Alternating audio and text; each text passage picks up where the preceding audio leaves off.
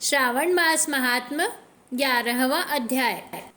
जय श्री कृष्ण भाइयों और बहनों, आज इस वीडियो में मैं आपको श्रावण मास महात्म के 11वें अध्याय की कथा सुना रही हूँ, सभी तिथियों के जिसमें व्रत सभी और उनके तिथियों के महात्म के बारे में आपको बता रही हूँ। बताऊंगी।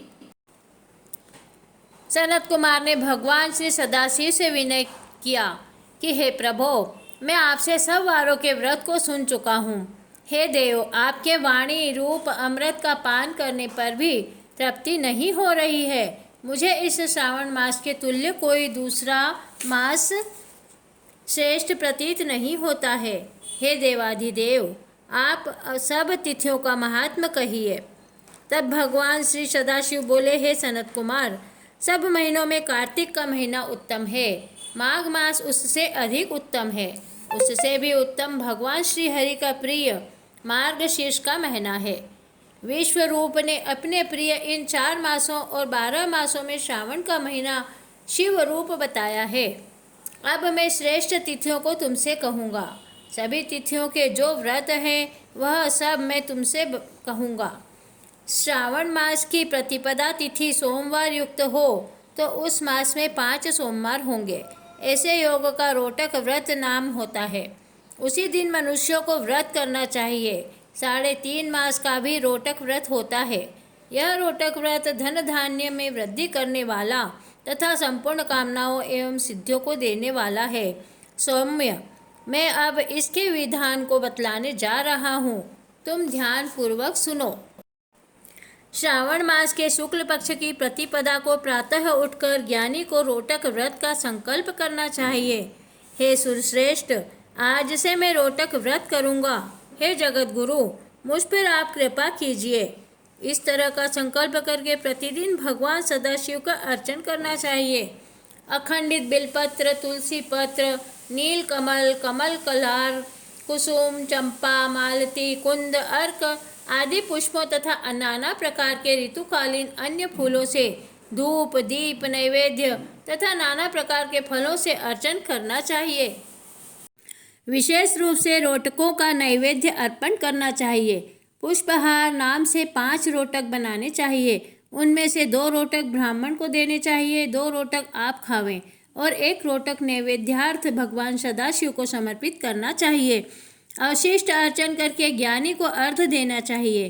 केला, नारिकेल, जंबीरी, बिजोरा, नींबू, खजूर, ककड़ी, दाख, नारंगी, मातुलिंग, अखरोट, अनार और ऋतु में होने वाले फलों को अर्घ दान के लिए उत्तम कहा है। अब इस व्रत का पुण्य फल कहता हूँ। जो सप्त सागर पर्यंत भूमि दान करने से प्राप्त होता है, वह फल मनुष्य को इस व्रत के सविधि करने से सहज ही मिल जाता है। वह मनुष्य जो अपार धन की प्राप्ति की इच्छा की रखते हैं, उसको यह व्रत 5 वर्ष तक करना चाहिए। रोटक व्रतोद्यापन भी करना चाहिए। उद्यापन में सोने के 2 रोटक बनाने चाहिए। पहले दिन अधिवासन करके अन्य दिनों में प्रातःकाल शिव मंत्र द्वारा घी तथा सुंदर बिल्व पत्रों से हवन करना चाहिए। हे वत्स, इस प्रकार व्रत करने से मनुष्य की सभी कामनाएं पूर्ण हो जाती है। हे महामुनि, अब मैं तुम्हें द्वितीया के शुभ व्रत के संबंध में बतलाऊंगा, जिसके करने से मनुष्य को धन तथा पुत्र की प्राप्ति होती है। औदुंबर नामक व्रत सब पापों को नष्ट करने वाला है। ज्ञानी को चाहिए कि श्रावण मास के आने पर शुभ तिथि द्वितीया में प्रातःकाल संकल्प करके विधिवत व्रत करे। जो स्त्री पुरुष इस व्रत को करेंगे वह सब संपत्तियों के अधिकारी होंगे। इसमें गूलर वृक्ष का अर्चन करना चाहिए। गूलर के न मिलने पर व्रती को चाहिए कि दीवार पर गूलर के पेड़ का चित्र अंकित करे और मंत्रों से उसका पूजन करे। हे उदुम्बर, आपको नमस्कार है। हे हेमपुष्प, आपको नमस्कार है। इसके पश्चात शुक्र तथा शिव का अर्चन करना चाहिए। गूलर के 33 फलों के 3 भाग करने चाहिए।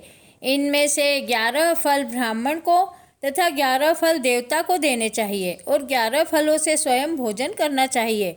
उस दिन अन्न बिल्कुल नहीं खाना चाहिए। रात को शुक्र तथा भगवान सदाशिव का अर्चन करके जागरण करना चाहिए। हे वत्स, इस प्रकार 11 वर्ष तक यह व्रत करना चाहिए। 11वें वर्ष की समाप्ति पर उद्यापन करना चाहिए। उद्यापन में सोने का फल, पुष्प, पत्र आदि के सहित गूलर का पेड़ बनवाकर उसमें सोने के बनी हुई भगवान शंकर तथा शुक्र की मूर्तियों का पूजन करना चाहिए।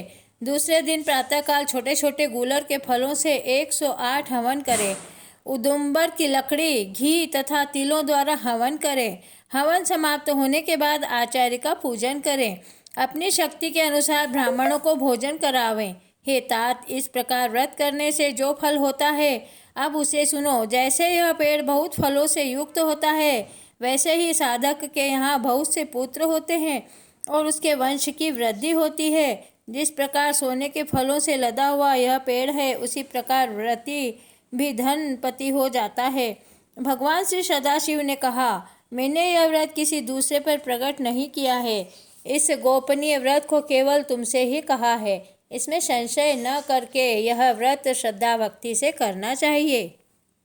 इस प्रकार श्रावण मास महात्म्य के 11वें अध्याय की कथा यहीं समाप्त होती है। श्री शिवाय नमस्तुभ्यं, श्री शिवाय नमस्तुभ्यं, श्री शिवाय नमस्तुभ्यं, श्री शिवाय नमस्तुभ्यं। ओम तत्पुरुषाय विद्महे महादेवाय धीमहि तन्नो रुद्रः प्रचोदयात्। प्रिय भाइयों और बहनों, अगर आपने मेरे चैनल को अभी तक सब्सक्राइब नहीं किया हो तो जल्दी से सब्सक्राइब कर लीजिए और वीडियो को अधिक से अधिक शेयर कीजिए। जय श्री कृष्णा।